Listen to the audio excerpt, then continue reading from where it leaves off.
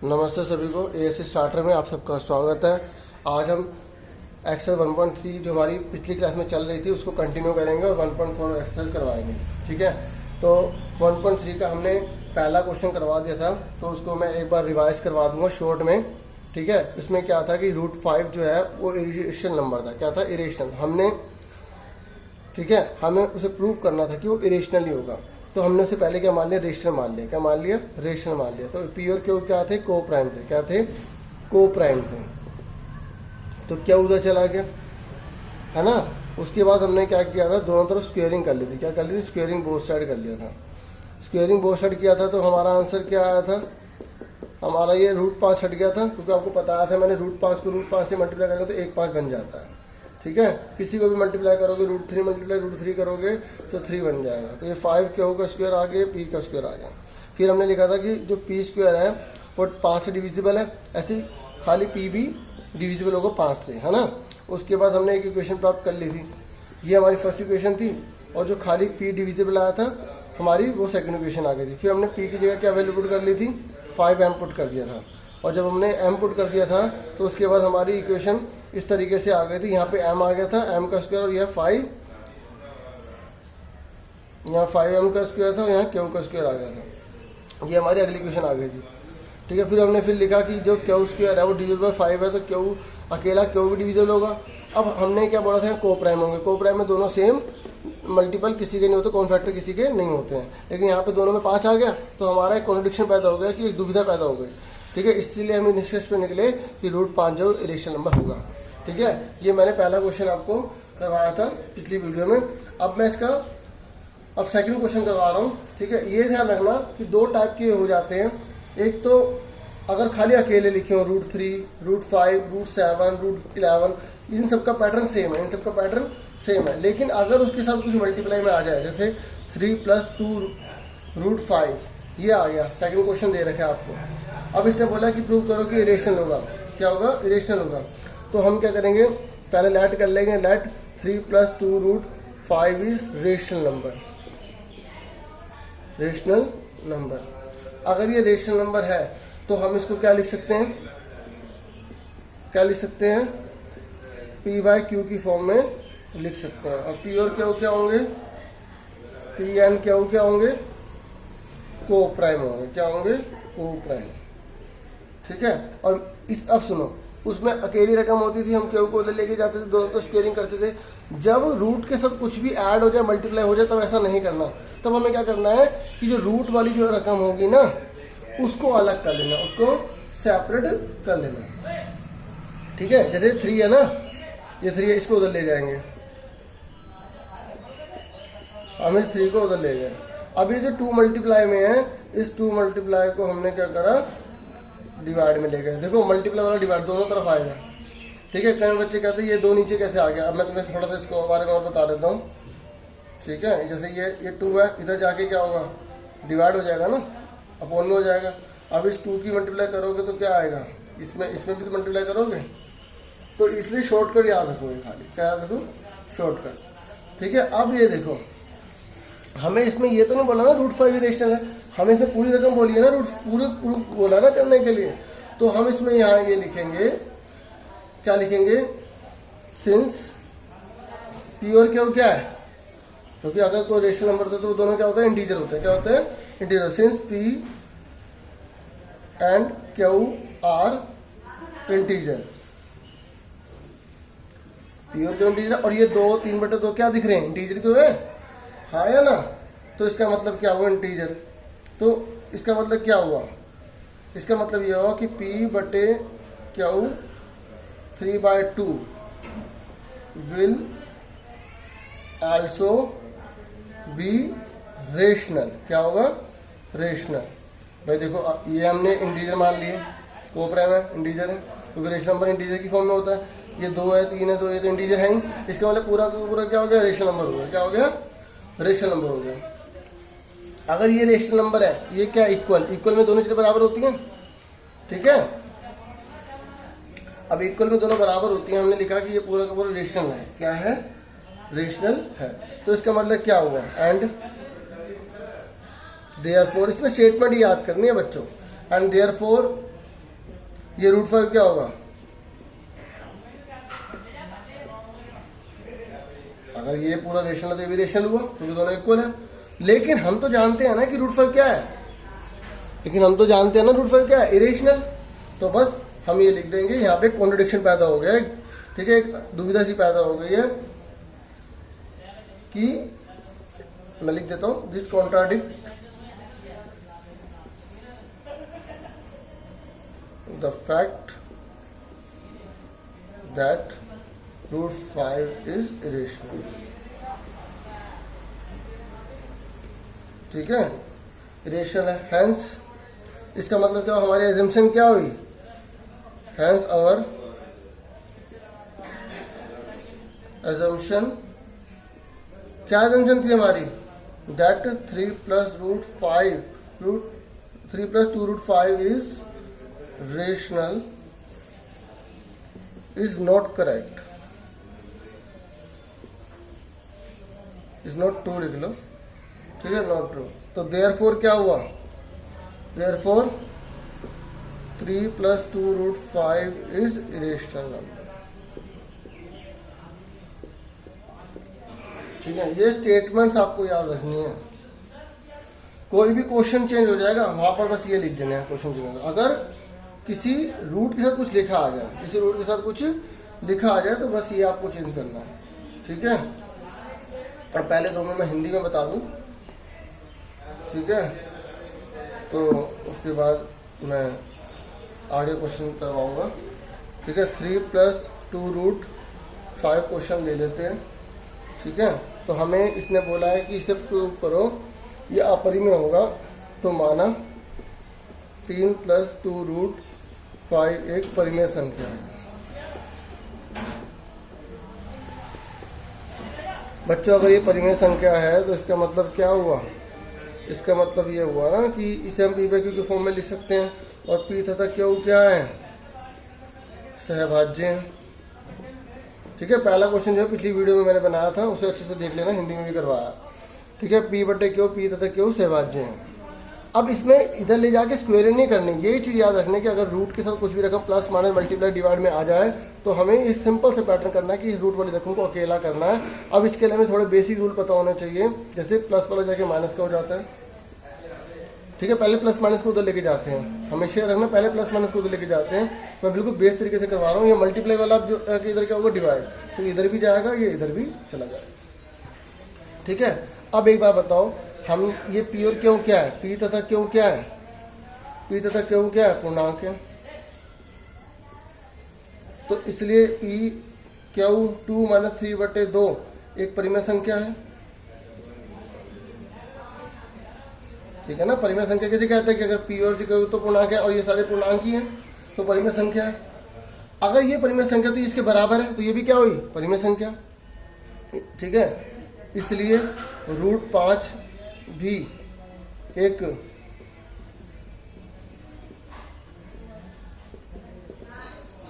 परिमेय संख्या है।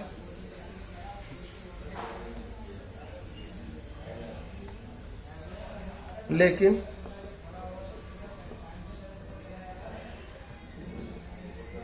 यहाँ एक विरोधाभास, विरोधाभास उत्पन्न होता है कि √5 एक परिमेय संख्या है, क्योंकि हम जानते हैं कि √5 एक अपरिमेय संख्या है।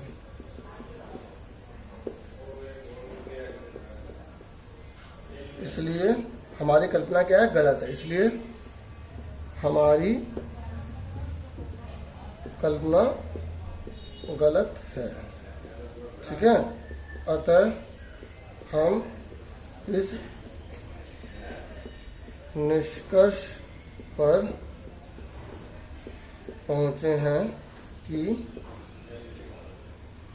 3 + 2√5 एक अपरिमेय संख्या है। ठीक है, स्क्रीनशॉट ले लेना, ये दोबारा से वीडियो को देख लेना, बैक करके देख लेना। समझ में आ जाएगा। ठीक है, ये हमारा सिद्ध हुआ। ठीक है, सिद्ध हो गया, सिद्ध, ठीक है, अतः सिद्ध हुआ। ठीक है, तो इस तरीके से उम्मीद करता हूँ आपको समझ में आ गया। देखो मैंने ये जो क्वेश्चन है ना, इसको तो पूरी स्टेटमेंट लिख दी, लेकिन बाकी के जो है उसको थोड़ा थोड़ा करवा रहा हूँ। ठीक है, ठीक है, अगर पसंद आए तो लाइक और शेयर जरूर कीजिएगा। ठीक है, सब्सक्राइब करना मत भूलिएगा अगर आप नए हैं तो। क्वेश्चन नंबर, और जिसने नहीं किया वो भी सब्सक्राइब कर दीजिएगा। अब क्वेश्चन नंबर हम तीसरा कर रहे हैं। तीसरे का पहला पार्ट है 1/√2। ठीक है, अब 1/√2 हमें दे रखा है, तो अब इसको हम क्या करेंगे, इसको भी हम वैसे शॉर्ट में करवा रहा हूँ। ठीक है, सबसे पहले हम इसको लेट कर लेंगे, तो 1/√2 इज रेशनल नंबर, हिंदी में परिमेय संख्या है, इज रेशनल नंबर। अगर रेशनल नंबर मानेंगे तो इसे P/Q की फॉर्म में लिख सकते हैं, और फिर लिखेंगे P&Q को प्राइम। मतलब अभी तो पूरा पूरा लिखवा रहा हूँ, मतलब नीचे की जो स्टेटमेंट है वो आपको खुद लिखनी है, बस इतना कर रहा हूँ मैं। ठीक है, अब आपको Q को उधर ले जाना है और √2 को उधर ले जाना है।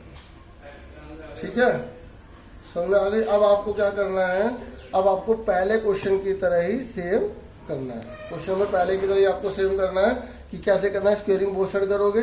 ठीक है, उसके बाद क्या करोगे, पहले वो P² डिविजिबल है 2 से, उसके बाद Q² डिविजिबल, लेकिन इस वाले में पहले Q² डिविजिबल आएगा फिर P² डिविजिबल आएगा, क्योंकि इस बार जो √2 है वो P के साथ है।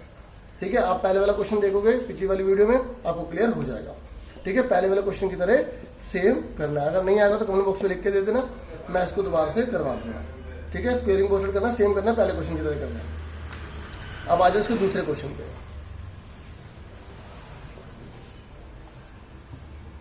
एक मिनट, थोड़ा हिल गया बोर्ड। अब ठीक है, ठीक है, हाँ ठीक है। क्वेश्चन नंबर 3 का है सेकंड पार्ट, 7√5 दे रखा है। देखो अब ये मल्टीप्लाई में कुछ साथ में है ना, तो ये किसकी तरह करना है, बस आपको ये पहचानना है कि पहले क्वेश्चन की तरह करने हैं या दूसरे क्वेश्चन की तरह करने हैं। तो यहाँ पर क्या करोगे, पहले रेशनल नंबर मान लोगे, फिर P/Q की फॉर्म में लिखोगे, फिर यहाँ लिखोगे P&Q को प्राइम, R को प्राइम हिंदी में क्या लिखोगे, सहभाज्य R को प्राइम। उसके बाद Q को उधर लेके नहीं जाना, क्योंकि अगर मल्टीप्लाई में, डिवाइड में, माइनस में, प्लस में कुछ होगा तो आपको क्या करना है, इसको अकेला कर देना है। ये 7 मल्टीप्लाई में जाके डिवाइड हो गया। ठीक है, अब ये क्या करना है, क्वेश्चन नंबर दूसरे की तरह सेम करना है आपको। ठीक है, क्या करोगे, सेम। ठीक है, थोड़ा सा बता देता हूँ। अब ये लिखोगे P&Q जो है वो इंटीजर है, तो इसका मतलब P/7 Q भी क्या होगा, रेशनल नंबर होगा। अगर ये रेशनल है तो ये भी रेशनल होगा, लेकिन हम जानते हैं कि √5 रेशनल नंबर नहीं है। अगर ये रेशनल नंबर नहीं है तो इसका मतलब कॉन्ट्रडिक्शन पैदा हो गया, और कॉन्ट्रडिक्शन अराइज हो गया तो इसका मतलब क्या है कि हमारी जो एजम्पशन है, जो कल्पना है वो गलत है। इसलिए हम इसके निकले कि √7 क्या है, 7√5 क्या है, रेशनल नंबर है। ठीक है, मतलब आपको रूट वाले को अकेला करना है, रूट वाले को अकेला करना है। अब देखो इसका थर्ड पार्ट देखो, अगर फिर भी कोई क्वेश्चन समझ नहीं आ रहा तो बता देना, मैं इसको पूरा पूरा करवा दूंगा। ठीक है, लेकिन आपको खुद भी करना चाहिए, नई क्लास है, अगर आप खुद भी नहीं कोशिश करोगे तो फिर कैसी बात बनेगी। ठीक है, अगर फिर भी प्रॉब्लम आती है तो मैं जरूर कराऊंगा आपको, इसलिए हूँ मैं। ठीक है, प्लस का जाके क्या हो गया, माइनस हो गया। अब इसमें भी सेम स्टेटमेंट आपको वही लिखनी है। क्या लिखोगे, सबसे पहले आप यहाँ वो लिख दोगे को प्राइम है, और यहाँ सबसे पहले लिखोगे 6/√2 क्या है, रेशनल नंबर है ना। अब क्या लिखोगे, P और Q इंटीजर है, तो इसका मतलब पूरा का पूरा रेशनल नंबर हो गया। अगर ये पूरा का पूरा रेशनल नंबर तो ये भी क्या होगा, रेशनल होगा। क्या होगा, रेशनल होगा। और अगर ये रेशनल है, ठीक है, ये रेशनल है, तो हमारी कल्पना क्या हो गई, गलत हो गई, क्योंकि हम जानते हैं कि ये क्या है, इरेशनल है। क्या है, इरेशनल है। ठीक है, इस तरीके से सारे की सारी स्टेटमेंट किसकी तरह लिखनी है, क्वेश्चन नंबर 2 की तरह सेम लिखनी है, आपको सेम स्टेटमेंट लिखनी है। ठीक है, सेम स्टेटमेंट लिखनी है। इस तरीके से उम्मीद करता हूँ आपको ये चीज़ पूरी अच्छे से समझ में आ गई होगी। अब हम बढ़ जाते हैं एक्सरसाइज 1.4 की तरफ बढ़ जाते हैं। देखो 1.4 में क्वेश्चन में दिया हुआ है कि इनमें से आपको किसी को भी डिवाइड नहीं करना है। ठीक है, डिवाइड नहीं करना, और आपको ये बताना है कि इनमें से कौन सा टर्मिनेटिंग है और कौन सा नॉन टर्मिनेटिंग है। मतलब बिना डिवाइड के आपको बताना है कि कौन सा टर्मिनेटिंग है और कौन सा नॉन टर्मिनेटिंग है। हिंदी में बोलते हैं टर्मिनेटिंग को शांत और नॉन टर्मिनेटिंग को बोलते हैं अशांत। आपको ये बताना है कि कौन सा टर्मिनेटिंग है कौन सा नॉन टर्मिनेटिंग है। ठीक है, देखो बहुत सिंपल है। आपको ये पता होना चाहिए कि ऊपर वाले को डिनोमिनेटर और नीचे वाले को डिनोमिनेटर बोलते हैं, अंश और हर बोलते हैं। अगर हर में 2 या 5 या बोथ मल्टीपल में आ रहे हैं, ठीक है, तो इसका मतलब क्या है, वो टर्मिनेटिंग है। इन 2, 5 या बोथ दोनों इनके अलावा अगर कुछ और आ जाता है, ठीक है, तो वो नॉन टर्मिनेटिंग हो जाएगा। कैसे? मान लो 3/2 की पावर 2 5 की पावर 2 आ रहा है। यहाँ पर 2 और 5 ही तो है, इसके अलावा कोई और रकम है, और कोई अमाउंट है, और कोई डिजिट है? नहीं है ना। इसका मतलब ये क्या होगा, टर्मिनेटिंग होगा। सपोज करो इसके नीचे आ जाता 3 आ जाता, तो अब सबसे पहले हमें देखना पड़ता है कि वो ऊपर नीचे कट रहा है नहीं कट रहा। ये 3 से 3 कट गया, तो यहाँ पर इसका वैल्यू क्या आ गई, 2 की पावर 2 5 की पावर 3 आ गए। अब बच्चों यहाँ पर नीचे 3 नहीं बचा ना, तो ये भी टर्मिनेटिंग ही कहलाएगा। आपको पहले कैंसिल करना आना चाहिए। अब बताओ ये क्या होगा। अब यहाँ पर 7 तो नहीं कैंसिल हो रहा, इसका मतलब ये क्या कहलाएगा, नॉन टर्मिनेटिंग कहलाएगा। मतलब नीचे 2 या 5 होना चाहिए, या दोनों होने चाहिए, इसके अलावा कोई नहीं होना चाहिए। अगर इसके अलावा कोई और है तो इसका मतलब ये है वो नॉन टर्मिनेटिंग हो जाएगा। ठीक है, पहले मैंने थोड़ा कंसेप्ट समझा दिया। ठीक है, और ऐसे बोल सकते हैं 2 की पावर m 5 की पावर m, बस ये दोनों होना चाहिए। अगर ये दोनों है तो टर्मिनेटिंग है, नहीं तो वो नॉन टर्मिनेटिंग। अब पहला पार्ट देख लेते हैं इसका। ठीक है, 13 की पावर 31 25 3125।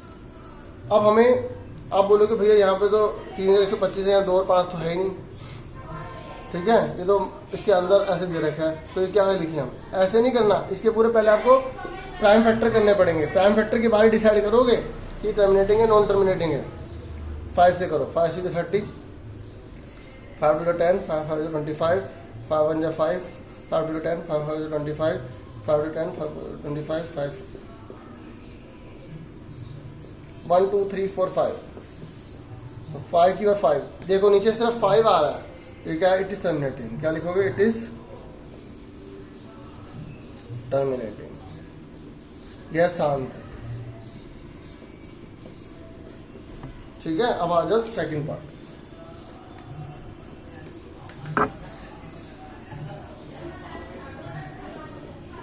सत्रह बटे 8। ठीक है, अब फटाफट नीचे वाले जो न्यूमरेटर है उसके नहीं करने, आपको डिनोमिनेटर के करने हैं। ठीक है, तो 4 8 2 2, नीचे वाले को हर बोलते हैं। ठीक है, मैंने ऊपर वाले की इसलिए नहीं करी क्योंकि वो क्या है, प्राइम नंबर है, तो प्राइम नंबर के फैक्टर होंगे भी नहीं।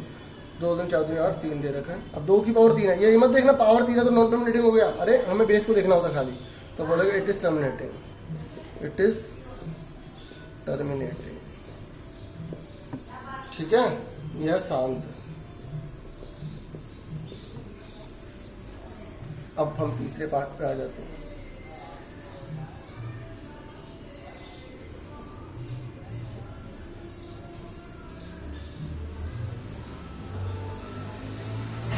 ठीक है, अब 64 455। ठीक है, अब 64 455 के फैक्टर करो। 5 से कर लेते पहले, 7 से चला जाएगा, 13 से चला गया। देखो यहाँ पर क्या आ गया, 5 के अलावा आ गया ना। अब चेक करो कि क्या इससे कैंसिल हो रहे हैं। अरे 64 में कहाँ आएगा, ये नहीं आएगा ना 13 में आएगा। ठीक है, तो इसलिए क्या आएगा, it is non terminating. Non terminating, it is non terminating. यह अशांत है, यह अशांत है। ठीक है, अशांत क्यों है, क्योंकि अगर 2 या 5 के अलावा कुछ और आ जाए और वो नहीं कट रहे होते तो उसे अशांत कहते हैं। मैं बार बार कह रहा हूँ, नहीं कट रहे होते। इसलिए इस बात को ध्यान रखना जरूरी है, क्योंकि बच्चे हल्का सा इग्नोर कर देते हैं, पूरा करे किराए पे सारी मेहनत पानी फिर जाता है। मैं अब इसका क्वेश्चन नंबर आपको इस 8वां करवा रहा हूँ, ठीक है। बाकी आपको खुद करने हैं, और अगर कोई प्रॉब्लम फेस होगी तो वो मुझे कमेंट बॉक्स में लिख देना, मैं उसको करवा दूंगा। 6/15 है, तो 15 के प्राइम फैक्टर ऐसे ही हो जाएंगे, 5/15। अब बताओ ये क्या है, टर्मिनेटिंग है नॉन टर्मिनेटिंग है? नीचे 3 आ गया, आप बोलोगे नॉन टर्मिनेटिंग। कहीं बच्चे बिल्कुल सही बोल रहे हैं कि ये इससे कैंसिल करेंगे पहले, वेरी गुड। 3 दूनी 6, तो 2/5 है, ठीक है। अब ये नीचे 5 बच रहा है, इसलिए क्या कहलाएगा, टर्मिनेटिंग। इट इज टर्मिनेटिंग, ठीक है। ये शांत है। अगर कोई कमी हो तो वो भी बताना कि क्या प्रॉब्लम आ रही है, ताकि मैं उसमें सुधार कर सकूं और अच्छे से करा सकूं, ठीक है। तो इस तरीके से मैंने आपको पहला क्वेश्चन करवा दिया है, ठीक है। क्या एक और पार्ट करवा देता हूँ, चलो ठीक है, एक और पार्ट करवा देता हूँ, 6ठा करवा देता हूँ। 23 की, देखो ये बना बनाया क्वेश्चन है, तो ये तो बना बनाया, इसमें फैक्टर करने की जरूरत पड़ी, प्राइम फैक्टर, तो इसका मतलब सीधा लिख दोगे इट इज टर्मिनेटिंग, ठीक है। ये शांत है, ठीक है। बाकी पार्ट आपको खुद करने हैं, और अगर समझ नहीं आया दोबारा से पूछ लीजिएगा, दोबारा से वीडियो देख लीजिएगा, आ जाएगा। अब हम सेकंड क्वेश्चन की तरफ बढ़ जाते हैं। सेकंड क्वेश्चन में कह रहा है कि जो ऊपर वाले क्वेश्चन है, उन क्वेश्चन में जो टर्मिनेटिंग है ना, तो उनको ये बताओ कि वो कितने डेसिमल एक्सपेंशन के होंगे, ठीक है। तो हमें जैसे दे रखा है 13/31/25। सबसे पहले हमें पता लगाना पड़ेगा, इसको सेकंड क्वेश्चन बोला कि जो ऊपर वाले जितने भी सारे क्वेश्चन दे रखे हैं, पहले बताओ टर्मिनेटिंग है नॉन टर्मिनेटिंग। अगर वो टर्मिनेटिंग है तो उनको डेसिमल एक्सपेंशन बताओ कितने पर होंगे, मतलब कितने डेसिमल के बाद वो शांत हो जाएगा, टर्मिनेट हो जाएगा। अब सबसे पहले हमने पता लगाना पड़ेगा टर्मिनेटिंग है नॉन टर्मिनेटिंग है। अभी हम पहले कर चुके हैं, हमें पता है टर्मिनेटिंग है, फिर भी हम करके देखेंगे। 31/25 का प्राइम फैक्टर कर लेंगे, ठीक है। अब हमें तो पता है आंसर क्या आएगा, 5/5 आएगा। बच्चों 5/5 आ गया, तो ये क्या है, it is terminating, it is terminating. यह शांत है, यह शांत है, लिख नहीं रहा, समझ जाओ, ठीक है। ये शांत है। अगर ये शांत है तो इसने बोला है कि इसका डेसिमल एक्सपेंशन में इसको निकालिए, ठीक है। तो डेसिमल एक्सपेंशन निकालने के लिए बच्चों को पता क्या करेंगे, अभी 5/5 है, ध्यान से समझना, डिवाइड करके नहीं करना हमें। 5/5 है, अगर 5/5 है तो 2 कितनी बार चाहिए हमें, 2 कितने चाहिए, क्योंकि आपको पता है 0 बनाने के लिए क्या करना होता है, 10 बनाने के लिए क्या करना होता है, 5 दूनी 10, तो जितने 5 है उतने 2 चाहिए होंगे, जितने 5 उतने 2 चाहिए होंगे, याद रखना। 5 कितनी बार है, 5 बार, तो 2 कितनी बार लिख लिया, 5 बार, और ऊपर भी 2 कितनी बार आ जाएगा, 5 बार आ जाएगा। सुन रहे हो, अगर 5 3 बार होता तो 2 3 बार लिख लेते हैं, तो 5 5 बार, 2 5 बार, तो 13 मल्टीप्लाई में 2 की पावर 5 है, ठीक है।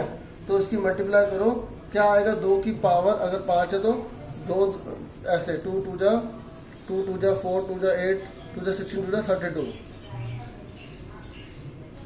और ये कितना होगा, देखो 5 2 जा, जब पावर सेम होती है तो बेस की मल्टीप्लाई होती है, तो 5 दूनी 10 हो गया, ठीक है। तो हमें 10 ही तो लाना था, तभी तो पॉइंट लगाएंगे, सुन रहे हो ना।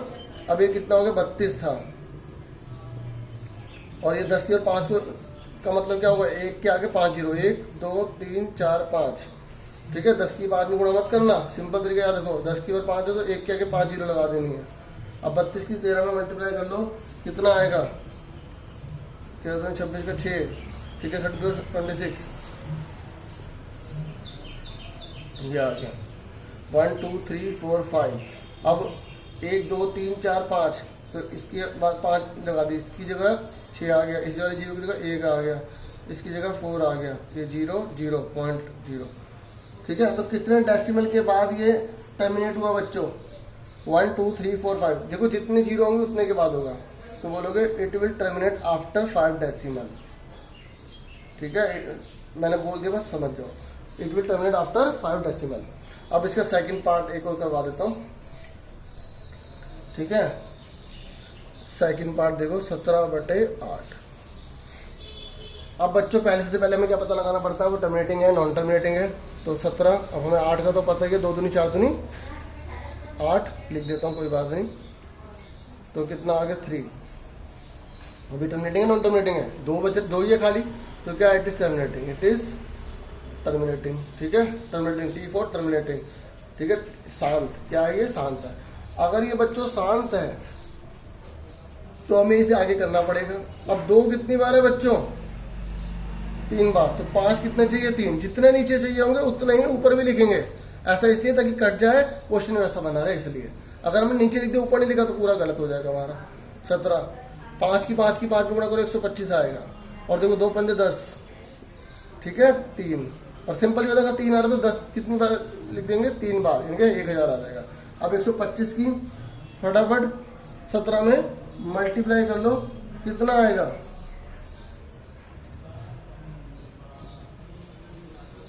ठीक है, तो ये 1 2 3 0 आ गया। अब 1 2 3 1 2 3, तो क्या ले दो, it will terminate after 3 decimal, कितना, 3 डेसिमल के बाद ये टर्मिनेट हो जाएगा। ठीक है, एक और क्वेश्चन करवा देता हूँ, सारा नोट कर लेना, अच्छे से प्रैक्टिस करना, नई चीज़ है बिल्कुल। ठीक है, जितनी जल्दी अच्छे से करोगे उतना टाइम बोर्ड में अच्छा स्कोर कर सकते हो। ठीक है, अच्छे से प्रैक्टिस करनी पड़ेगी बहुत ज़्यादा। अब मैं और कौन सा लूँ, थर्ड पार्ट ले लूँ, ठीक है, थर्ड ही ले लेते हैं। थर्ड में 15/1600 है, तो 15/1600, 1600 का आप खुद कर लो, 16 का कर लो। ठीक है, 2 दूनी 4, दूनी 8, दूनी 16, और ये 2 0 है, तो 2 पंजे 10, 2 पंजे 10। ठीक है, अगर आपको ऐसे समझ में नहीं आया तो ऐसे 16 का प्राइम फैक्टर कर लेना। ठीक है, और 2 कितनी बार है, 1 2 3 4 5 6, 2 कितनी बार है, 6 बार, 2 कितनी बार है बच्चों, 6 बार, 1 2 3 4 5 6, 5 कितनी बार है, 2 बार, 5 कितनी बार है, 2 बार। अब बताओ ये टर्मिनेटिंग है नॉन टर्मिनेटिंग है, बोलोगे it is terminating, it is terminating. मैंने कहा ऐसा इसलिए करा दिया क्योंकि दो अभी तक क्या आ रहा था, खाली 2 2 आ रहा था, 5 वाला आ रहा था, अभी दोनों इकट्ठे आ गए तो तुम्हें और क्लियर हो जाएगा। 2 और 5 है, इक्वल लगाना मत भूलना, अगर मैंने किसी में लगा तो इक्वल जो लगाना तो नंबर कट सकते हैं। 2 की ओर 6, 5 की ओर 2 है ना। अब 5 कितने कम पड़ रहे हैं, कितने कम पड़ रहे हैं, 4, तो इसलिए हम क्या करेंगे, 5 4 बार लिखेंगे, नीचे ऊपर भी लिख देंगे, तो 15 625 हो गया ये, और ये 2 की पावर 6 और 5 कितने हो गए, 6। ठीक है, दोनों 6 6 हो गए ना, 6 6, तो कितना आ गया, 10 की पावर 6। अब इसको अपना शुरू करना 10, ठीक है, और कितने डेसिमल के बाद टर्मिनेट होगा, 6 के बाद, कितने के बाद होगा, 6 के बाद।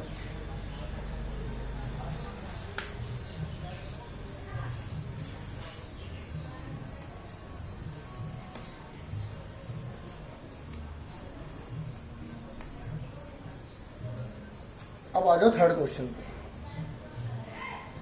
थर्ड क्वेश्चन में बोला है the following real number have the decimal expansion as given below, in each decide whether they are rational or not. अब आपको पता लगाना है कौन सा रेशनल नंबर है, कौन सा रेशनल नंबर नहीं है, और आगे अगर वो रेशनल नंबर है तो उन्हें पी/क्यू की फॉर्म में लिख के दिखाइए।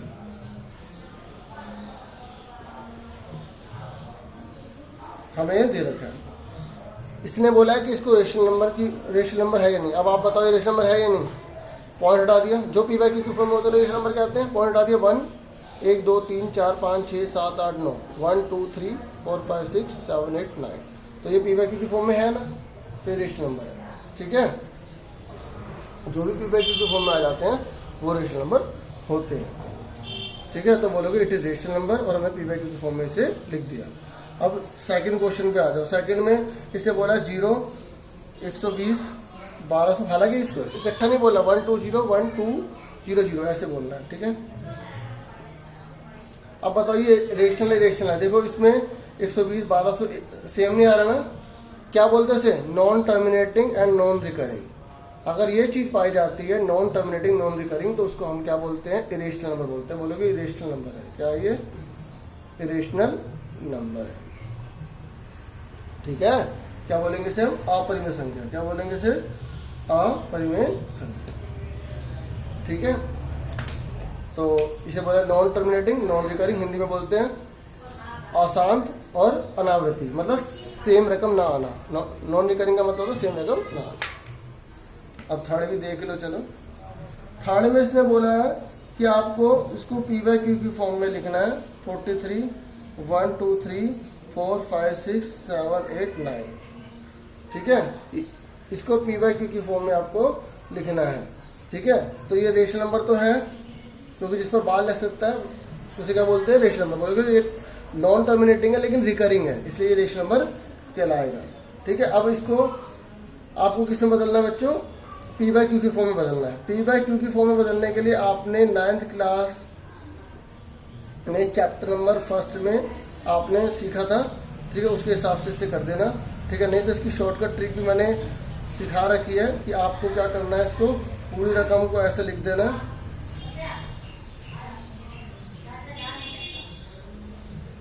माइनस कर देना 43 और अपॉन में जितने जने हैं उतने 9 आ जाएंगे, ठीक है। इस तरीके से इसे हम शॉर्ट में कर सकते हैं। 2 3 4 5 6 7 8, ठीक है। मैं एक बार आपको बता देता हूँ कि जो 9th का जो तरीका है वो कैसे था। सबसे पहले हम इसको x मान लेते हैं। क्या मान लेते हैं, x मान लेते हैं। 1 2 3 4 5 6 7 8 9, ठीक है। तो कितने पर बार है, 1 2। तो अगर पॉइंट के बाद बार होता है तो उसे इक्वेशन नंबर फर्स्ट बोलते हैं। क्या बोलते हैं, इक्वेशन नंबर फर्स्ट बोलते हैं। कितने पर बार है, 1 2 3 4 5 6 7 8 9। तो इसे 1 2 3 4 5 6 7 8 9, ठीक है। मल्टीप्लाई बाय 1 2 3 4 5 6 7 8 9, ठीक है। इससे हम मल्टीप्लाई इसे कर देंगे। तो अब मल्टीप्लाई करोगे तो क्या आएगा, इसको इससे मल्टीप्लाई करो।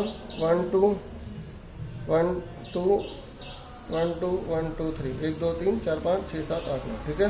फिर मल्टीप्लाई करेंगे इसे। अब जब इसे मल्टीप्लाई करेंगे तो मैं इसे शॉर्ट में मल्टीप्लाई करूँ, इसे मल्टीप्लाई करिए, पूरी रकम आगे आ जाएगी। पूरी रकम क्या आ जाएगी, आगे आ जाएगी 1 2 3 4 5 6 7 8 9।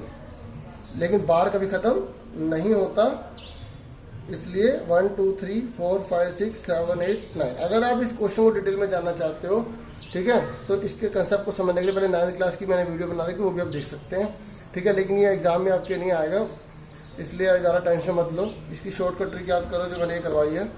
अब इसको ये सेकंड आ गया, इस सेकंड में से फर्स्ट घटा दो, तो एक जब इसमें से घटाओगे तो कितने आ जाएंगे, 9 आ जाएंगे। 1 2 3 4 5 6 7 8 9। इसमें से जब आप लेस करोगे, इस पूरे में से ये घटाओगे तो आपको ये आ जाएगा, ठीक है। कैसे, 1 2 3 4 5 6 7 8 9 माइनस कर दोगे, ठीक है, 43, ठीक है।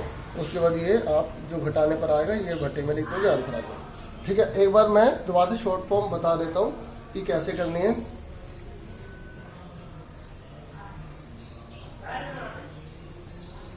देखो, अगर ऐसे कोई भी क्वेश्चन आ जाता है तो आपको क्या करना है, ये लिखा 34 माइनस कर दोगे आप ये 3 और कितने पर बार है, 1 पर बार। जितने पर बार होंगे उतने 9 आ जाएंगे और जो पूरी रकम होगी वो लिख देंगे, जिस पर बार नहीं होगा वो यहाँ घट जाएगा, आंसर, ठीक है। ये शॉर्टकट ट्रिक है, ठीक है। हालांकि आपको इसकी जरूरत नहीं है, फिर मैंने ये रिस्पॉन्सिबिलिटी अपनी पूरी कर दी। इस तरीके से हमारा ये फर्स्ट चैप्टर पूरा क्लियर हो गया, ठीक है। अगर कोई भी क्वेश्चन ना समझ आए दोबारा से आप पूछ लेना, समझ लेना, ठीक है। इसी के साथ में अब बहुत है आज के लिए। थैंक यू, आपका बहुत बहुत स्वागत है, वेलकम, और thank you for watching. Like share subscribe करना मत भूलिएगा। Thank you for watching.